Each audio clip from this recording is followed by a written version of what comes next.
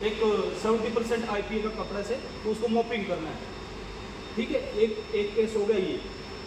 दूसरा केस, जब same product है, सेम मतलब पैरासीटामोल है, फिर भी पैरासीटामोल चला रहे हैं लेकिन कलर चेंज हो गया, मतलब पीले रंग का पहले था अब शायद वाइट चला रहे, तो होगी टाइप बी क्लीनिंग। दूसरी बात, तीसरी बात, जब हम हायर स्ट्रेंथ से निचली की तरफ आएंगे, जैसे पहले चला रहे थे 10 mg पैरासीटामोल, मैं पैरासीटामोल बार बार बोला तो आपकी एग्जाम्पल एक ही एग्जाम्पल है, पैरासीटामोल 10 mg से होता नहीं है। पहले चला रहे थे पैरासीटामोल हम 500 mg फॉर एग्जाम्पल, अब चलाएंगे 250 mg। अब भी टाइप बी क्लीनिंग करेंगे, क्यों? क्योंकि अगर किसी पेशेंट को हमने सिर्फ 250 mg पैरासीटामोल देनी थी और गलती से हमने उसको 500 mg का कंटेंट दे दिया तो उसका तो काम हो जाएगा। समझ गए? मतलब हायर स्ट्रेंथ से जब नीचे को आएंगे तो भी टाइप बी क्लीनिंग करनी है। क्लियर है? कितने हो गए? 3 केस। अब और प्रोडक्ट से प्रोडक्ट हो गए, हायर स्ट्रेंथ से लोअर स्ट्रेंथ हो गए, कलर हो गया। तीसरा केस हो गया, चौथा केस हो गया तब जब आपके 5 बैच कंटिन्यू चल गए, मतलब 5 टाइप पे, एक बैच चलाया सेम प्रोडक्ट है, फिर चलाया सेम है, फिर सेम है, कोई चेंज नहीं, कलर चेंज नहीं, कुछ चेंज नहीं, तो फिर जो 5 टाइप पे हो जाएगी आपकी, एक बी टाइप ना, सॉरी ए टाइप, तो फिर बी आपकी टाइप बी क्लीनिंग आएगी। वो क्यों? चल तो सही नहीं रहा है ना, अगला भी सही चलाना है। वो क्यों? वो इसलिए कि जब हम 5 बैच चला रहे थे तो मशीन पे डेब्रीज इकट्ठा हो जाती है, डेब्रीज मतलब कचरा या फिर ग्रीसिंग हो जाएगी, ठीक है, या फिर हो सकता है कि आपकी माइक्रोबियल ग्रोथ होगी, पाउडर तरीके पे पता रह सकता है ना, पंच के ऊपर में, पंच के नीचे में, टरट में, या फिर होपर में, या फिर फीडर में, जो आपका रोटरी फीडर है उसके कोनों में भी पाउडर फंसा रह सकता है। ग्रेजुलेशन का भी यही हिसाब है, ग्रेजुलेशन हो सकता है चॉपर के नीचे, इंपेलर के अंदर, एजिटेटर के नीचे, कहीं भी पाउडर का छोटा सा भी रिमेनेंट रहेगा, रिमेनेंट मतलब बचा हुआ कट, तो वो क्या कर देगा, आपके प्रोडक्ट में माइक्रोबियल ग्रोथ कर देगा, भले ही आप उस प्रोडक्ट को कंटिन्यू चला रहे हो। गरम होके भी मशीन में ना काला काला सा कहीं पे महसूस होने लग जाता है। ज़्यादातर कंप्रेशन में ब्लैक पार्टिकल क्यों आते हैं? क्योंकि हम मशीन को कंटिन्यू चलाते रहते उसको साफ ही ना करते, उसकी ग्रीसिंग, ठीक है, उसके ब्लैक स्पॉट कहीं ना कहीं गिर जाते हैं, ये भी कारण है। टाइप बी क्लीनिंग में पंच पूरा साफ होगा। कौन है कंप्रेशन पे? कंप्रेशन कौन चलाता है? पता है कैसे होता है टाइप बी क्लीनिंग पंच साफ? बताओ, सबको बताओ। हाँ, ये से बताओ। प्रोडक्ट हमारा अगर दूसरा मतलब जैसे पहले चल रहा है, जैसे सर बताया पैरासीटामोल है, हमको चलाना है दूसरा प्रोडक्ट, तो उसमें हम क्या करते हैं, पूरा सफाई करते हैं, पंच उतरेगा तो उस पर बी टाइप क्लीन हम दिखाते हैं।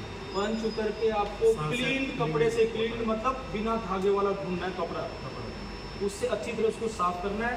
अगर उसको आप वापस ले जा रहे हो, नहीं चलाना है, तो उसको IPA से अच्छी तरह क्लीन करके फिर ऑयलिंग होगी उसके ऊपर।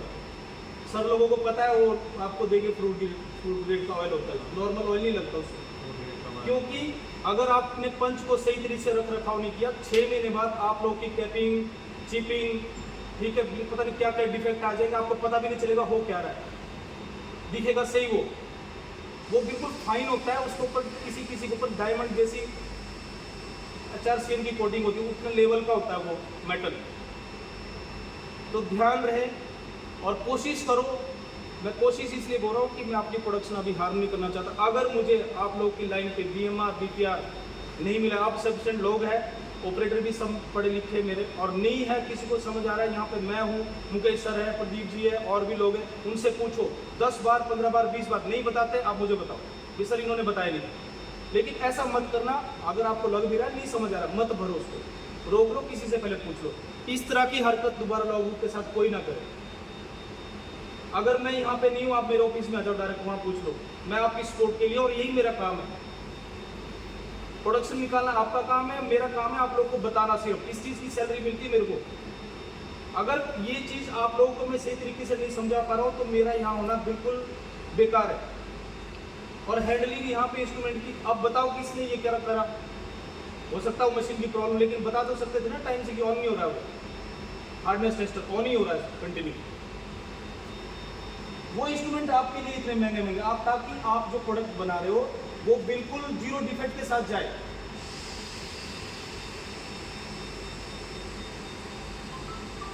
लाइन क्लियरेंस होनी चाहिए हमेशा प्रॉपर। 10 मिनट प्रोडक्शन लेट हो जाएगी कोई फर्क नहीं पड़ेगा, लेकिन प्रोडक्शन बैच निकालने का उसका कोई फायदा नहीं है कि जो वहां पे जाके रुक जाए। यहीं से ग्रेनुलेशन से स्टार्ट हो जाता है हमारा प्रोसेस। अगर आपने ग्रेनुलेशन प्रॉपर ग्रेनुल बनाया है तो मतलब ही नहीं है कोई कैपिंग आए या ब्लैक पार्टिकल आए या फिर आगे में रुके। आप लोगों को क्यों नहीं वहां पे ब्लैक पार्टिकल दिखता है पाउडर के अंदर, बताओ ना उसी टाइम पे, अलार्मिंग करो। दिखता है किसी को? कौन है ग्रेनुलेशन दिखता है ना सर? सर मैंने 1-2 बार बताया भी, एक्टिव में भी थे, सर को दिखाया भी था। तो उनको रिमूव करने की कोशिश की गई ना कुछ। हमने एक्सीपेंट वालों को चेंज कराया, धीरे धीरे इंप्रूवमेंट हो रहा है ना। और आपको ज़्यादा दिख रहा है तो उसको, जैसे एक दिन पहले भी आपने जाली के ऊपर निकाला तो उसको अलग निकालो, क्योंकि अगर आप पहले से बता दोगे तो कंप्रेशन वाला वो प्रिकॉशन लेके चलेगा ना पहले कि ये बैच पीछे थोड़ा खराब आ रहा है। उसी तरह कंप्रेशन की अगर कैपिंग चिपिंग आ रही तो बता देगा, तो हमें कोटिंग वाला 2% बढ़ा देगा तो ठीक है, 1.5 की जगह 2% कर कोटिंग कर देगा। एक दिन सर एक्टिव में भी निकला था वो काला काला पार्टिकल। हाँ वो मैंने देखा था। तो कहने का मतलब ये है कि जितनी ज़्यादा आप प्रिकॉशन ले लेंगे, कागज़ भरना भी एक अलग चीज़ है, लेकिन प्रोडक्ट सेफ निकालना उससे भी ज़्यादा ज़रूरी है। हम यहाँ पे प्रोडक्ट निकाल देंगे 1 घंटे में, हम यहाँ पे 1 लाख गोली निकाल देते हैं। 1 घंटे में हम इतना बड़ा काम कर सकते हैं कि जितना एक फौज नहीं कर सकती है वहाँ पे बॉर्डर पर। कितनी गोलियां चला लेगा वो? 10 मार लेगा, 15, 20, 25, 50, 100 एक बंदा इतनी गोलियां चला सकता है ना, इतने ही मार सकता है आतंकवादी को। लेकिन अगर हम एक बैच खराब हुए, 1 मिनटों में हमने 5 लाख बंदों की एट अ टाइम पर डेथ वारंट साइन कर दिया। और हो सकता है यही प्रोडक्ट हमारे घर में जाए। तो प्रोडक्ट को ऐसे समझो कि ये मैं खुद के लिए, मेरी फैमिली को भी जरूरत हो सकती है, ऐसे बनाओ उसको। आप बिल्कुल लेजीनेस से करोगे, मास्क नहीं पहन रहे हो या फिर आपके फेयर्स के ग्लव्स पहनो ना ऊपर तक में।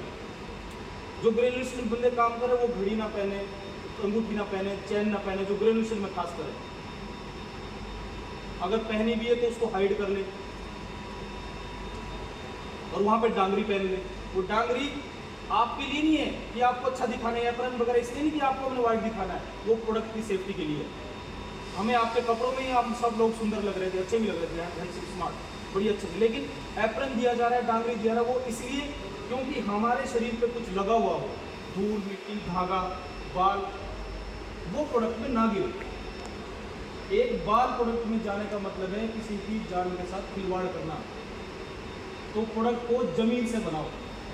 हम यहाँ पे आए हैं, ठीक है, हम आपको जो भी मिलता है सैलरी मिलती है, हम सब सेटिस्फाइड है, लेकिन वो प्रोडक्ट के साथ कोई भी खिलवाड़ होना ही नहीं चाहिए कभी भी।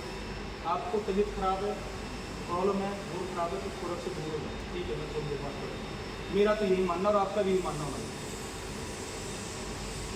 क्यों मैं बार बार आपको फोर्स कर रहा हूँ शेव करके आना है, शेव करके आना है? हमें पता भी नहीं होता, कई बार हेयर गिर जाते हैं, जानबूझ के नहीं करता है कोई। किसी को कुछ पूछना है लॉग बुक के बारे में, जीपीआर के बारे में? धीरे धीरे जीपीआर को भरना ऑपरेटर लोग सीखेंगे। आप लोग का टाइम लो,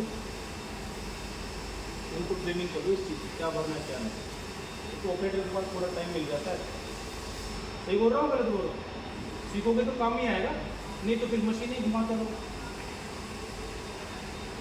सीखने का सबको है, अगर आपको आता है तो आप क्या सोच रहे हो मुझे मशीन चलानी भी आती है, मुझे कंपनी भी आती है, ग्रेजुएशन में सब कुछ काम करके निकलो मैं आपके पास। तब यहाँ आके आपको ना मैं भाषण दे रहा हूँ। जाओ ना सर लोगों पर, इतने सर यहाँ पे सब लोग घूम रहे, क्यों नहीं आप लोग पूछ रहे? आप आए अपना काम किया बस चले गए। कुछ आए हो तो सीखने के लिए आप सीखो उन चीज़ों को। आज से 3-4 साल बाद जब आप बोलोगे मैं कंप्रेशन मशीन चलाता हूँ, तो कंप्रेशन मशीन के क्या क्या डिफेक्ट होते हैं, क्यों कैसे उनको दूर किया जाता है, उनको पता होना चाहिए। चल जाएगी, फिर ये बटन बंद करना ही बंद हो जाएगी। लेकिन वहाँ पे क्यों उसमें ब्लैक पार्टिकल आ रहा है, क्यों स्पॉट आ रहा है, एज ब्रोकन क्यों हो रही है, कोटिंग में ब्लिस्टरिंग का डिफेक्ट क्यों आ रहा है, क्विन टैबलेट क्यों आ रही है, वो देखना पड़ेगा ना। अपने काम में एक्सपर्ट बनो। एक्सपर्ट तभी बनता है जब आप उसकी डेप्थ में जाओ। और डॉक्यूमेंट भरना उसको कोरिलेट करो। वो जो आप लॉग बुक भर रहे हो ना, वो प्रमाण है आपके काम का। आपके साइन बहुत कीमती है, जो आप साइन जहाँ भी कर रहे हो, उस साइन की, अपने साइन की वैल्यू समझो। अगर आप मैं कहीं साइन कर रहा हूँ तो मुझे पता होना चाहिए कि ये चीज़ मैंने कब की, क्यों की और कैसे की। ये नहीं है कि 4-5 बैच 4 दिन बाद मशीन बंद कर, उसका कोई ना कोई तथ्य है। अभी यहाँ पे नीचे SOP वगैरह लग जाएगी, वो इंग्लिश में जरूर है, लेकिन अगर आपको लग रहा है नहीं है, कभी भी किसी भी सर को बुला लो, किसी भी सर को, कोई मना करेगा आप मेरे पास आओगे नहीं बता रहे, वो आपको हिंदी में एक्सप्लेन करके बताएगा क्या लिखा है उसमें। ठीक है, क्लियर है सब लोगों को? किसी को कुछ पूछना है पूछो। मेरे सामने जब भी आओ, मेरे सामने कोई ना कोई सवाल के साथ आना चाहिए। अगर आप कुछ पूछ नहीं रहे हो, इसका मतलब या तो आपको कुछ समझ नहीं आया या सब कुछ समझ आ गया। सब कुछ तो किसी को आता ही नहीं, कभी समझे को खुद नहीं आते। क्लीनिंग बिल्कुल प्रॉपर चाहिए। अभी हमारी ऑडिट भी आने वाली है कुछ दिनों में, और ऑडिट जो है हमारे घर का प्रमाण होता है कि हम कैसे रहते हैं। आम दिनों में भी सफाई करते हैं ना बढ़िया, दिवाली में घर में जब कोई गेस्ट आने वाला, थोड़ा साफ सुथरा करने के लोग आ गए,